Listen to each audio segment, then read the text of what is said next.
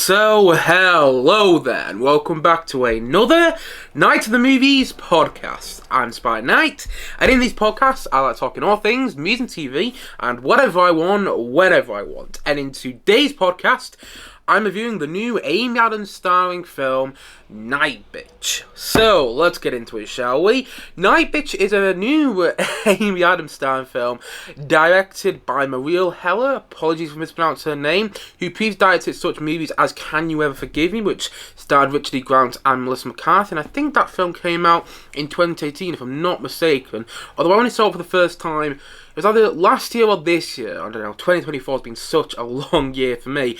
But to get the point I'm making, I saw it within the last year or so, and I really liked that film. And Marielle Heller also directed A Beautiful Day in the Neighborhood, which starred Tom Hanks and Matthew Rhys. And I remember also really liking that film. So when I heard that it was her directing this film, I got interested. But the biggest reason I was interested in this film, and the biggest reason I wanted to see it, was because of the premise. Essentially, this film, what I heard before seeing it, was about a woman who believed she was turning into a dog. And just that premise alone had me hooked. And with Amy Adams in the lead role, I thought, oh, this might not be the film I expected it to be. Like, I thought it could be a full-on comedy, but then I was like, does Amy Adams really do full-on comedies? Particularly in the past decade or so, when she's really, taken on more dramatic roles. And when I saw she was the lead in the film, I was like, okay, it might not be the sort of film I expect it to be. It might not be the comedy. It might not be the comedy that I'm thinking it's going to be in my head. So yeah, that was the thing which got me interested in the film. The idea of Amy Adams playing this character who feels like she is turning into a dog. And that's all I knew about the film prior to seeing it yesterday at the cinema. I didn't know what genre it was. I didn't know who else was in it apart from Amy Adams. I didn't really know the reception of the film, although I heard some film pundits that I follow online, that I don't, follow loads online, but that I do follow online, say that the film was actually surprisingly really good. So with all that, I went to the cinema with a spring in my step, hoping to be pleasantly surprised. And the Google plot synopsis for this film goes as follows. An artist who pauses her career to be a stay-at-home mom seeks a new chapter in her life and encounters just that when her nightly routine takes a surreal turn and her maternal instincts begin to manifest in canine form. And that's pretty much all I need to know about the film before seeing it. And honestly, this film wasn't for me. I'm not saying it's a bad film. I'm not saying that. But it is a very odd film, and usually I really enjoy odd movies. Slow Burn is an odd film, and that ended up being my favourite film of last year. And I've seen some odd films as well this year, which I ended up really liking. But this film was not the sort of oddness that I like. It was too odd for my liking. And it wants to be this horror comedy. I mean, that's what the genre of the film is according to Google. And I didn't find it scary at all. I mean, I didn't know what genre this film was going into the cinema to watch the film yesterday. But I was sat in the cinema and I was watching the trailers, and I got the trailer for Nosferatu, which is coming out in January in this country. I got the trailer for the new Steven Soderbergh film Presence. Two films that look like they're going to be pretty hard horror movies, and I was sat there thinking, okay, Nightbitch is going to be a horror movie? That's not what I expected at all. And I didn't get anything really that scary from it. I mean, it's a little squeamish at one part. There's a part of the film where Amy Adams' character is taking something out of her body, and I will admit I had to look away from the screen when that scene was happening in the film because it did make me feel squeamish, but not nearly as much as The Substance, which came out in September of this year, made me feel squeamish. The amount of times I had my hand over my eyes while I was watching The Substance was, unbelievable. I couldn't believe how much I was into that film, but how uncomfortable it was making me feel at the same time. That film was, just one heck of an experience. And when I saw that this film had a squeamish nature to it, about 20 minutes or half an hour in, whenever the squeamish scene happened, that did work for me. That did make me want to cover my eyes and turn away from the screen. I was thinking, oh, is this film going to take a turn there? Is it going to be like The Substance? I'm going to start feeling really uncomfortable. But then I didn't. That was the only scene that made me feel really uncomfortable. Nothing in the film was that scary or that unnerving. And, horror films don't have to be full-on scary, in my opinion. A good horror movie can just make you get under your skin and make you feel unnerved. But I didn't feel this film was scary at all. It didn't make me feel unnerved. And it didn't make me feel scared. And apparently it's also meant to be a comedy. And I only laughed at the most 3 times. I think I might be chuckled to myself a 4th time, I didn't find it that funny at all. There was a couple of laughs, I'll give the film, that was a few laughs. I'll even give the film that. But it wasn't nearly as funny as I think it wants to be. And it's a film that has a very obvious metaphor.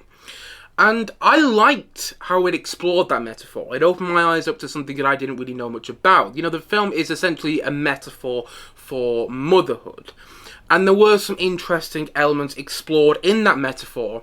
But the problem with the metaphor, at least for me, was that it was too obvious. It got to the point where I was like, yeah, okay, I understand the metaphor, I understand the message of the film, but it feels like you are spoon-feeding it to me now. Like, I understood the metaphor, I understood the message of the film, I understood the metaphor of what her thing is she's turning into a dog.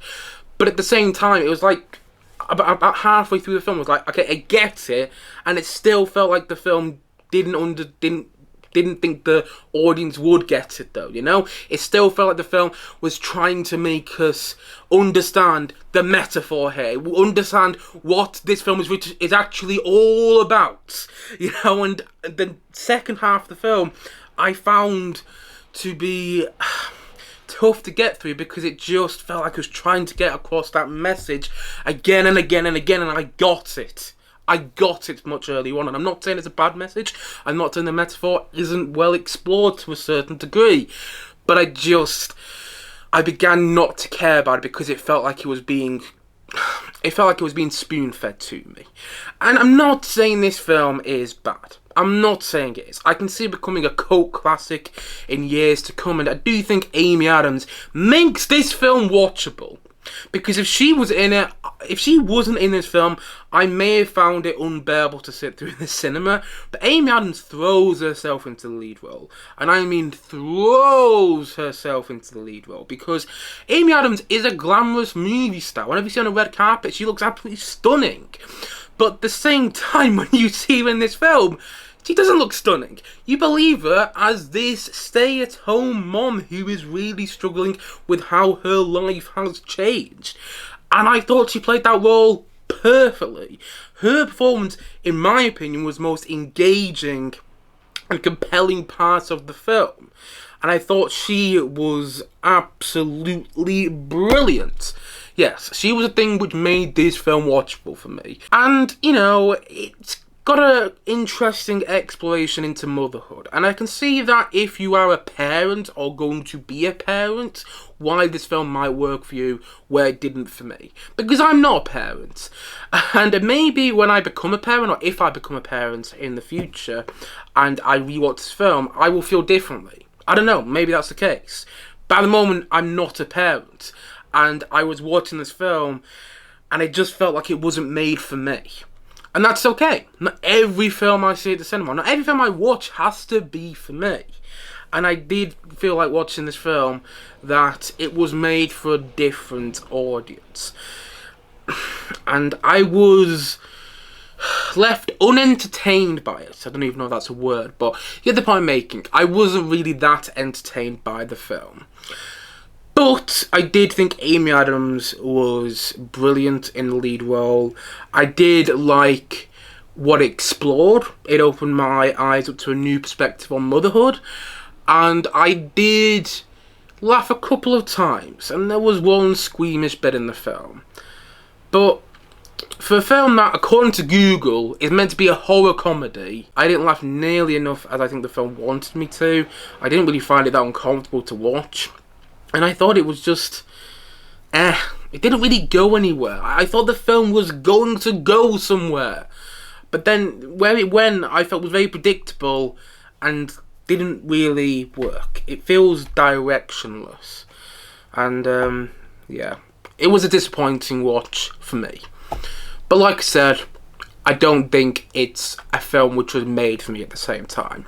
And I can see why this would work for other people, particularly other people who might be parents. Just didn't work for me. And so, all in all, I'm going to say that Nightbitch, I'm going to say it's a 4 out of 10. I feel bad giving this film a rating because, again, I can see why it would work for a lot of people. And not every film is made for me. You know, not every film I watch at the cinema is going to work for me. That's just a fact. That's how films work. And this is one of those films where I was watching, I was like, okay, yeah, I get it. I can understand why this film might work for people, but, you know, this isn't my type of film, you know? I did sit there kind of perplexed by what I was watching. I didn't really understand why it existed. I didn't really understand what the point of the film was. I mean, I get what the point of the film was, but I felt like... Here's the thing. I felt like this could have been a really good short film. I should have probably said this early on, but I had this feeling, had this thought while I was watching the film that this could be a really good short film. The material is there for this to be a good half-an-hour film. But instead, it's about an hour and 40 minutes. Let's have a quick look. See, it's about an hour and 38 minutes. So yeah, about an hour and 40 minutes. And it doesn't need to be that long. If it was about half an hour, I might have watched it because I don't watch nearly enough short films, but I think it would have been better. I think it would have been more fun to watch and would have got its metaphor and message across in a much quicker fashion. But because it's an hour and 38 minutes, it's dragging that metaphor out for too long, in my opinion, and it feels like it could have made a good short film. The source material is there for a good, maybe even great short film, but not for a full-length feature film, in my opinion. But heck, that's just me. Like I said before, the film wasn't really made for me, so I do feel bad giving it a rating, but I give ratings to every film I view on this channel, so I am going to give my rating once more. But yeah, Nightbitch, just, I don't know. It didn't work for me, but that's okay. Not every film has to. And so, all in all, as what he said, and as I'm going to say once more in this podcast today, Nightbitch is a 4 out of 10 for me.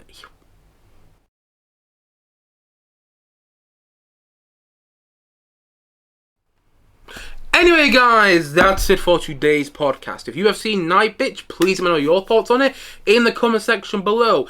Maybe you loved it, or maybe you felt similar to me. And if you did love it, by the way, please let me know why I'm wrong in the comment section below. And as always, thanks for watching or listening to this podcast. And if you haven't yet, please do click down below and like and subscribe on this podcast, on this video. And look forward to many more videos and many more podcasts coming very, very soon on this channel. As I've already said, thank you so much for watching or listening to this podcast. And I will see you guys again soon, but bye for now. Bye!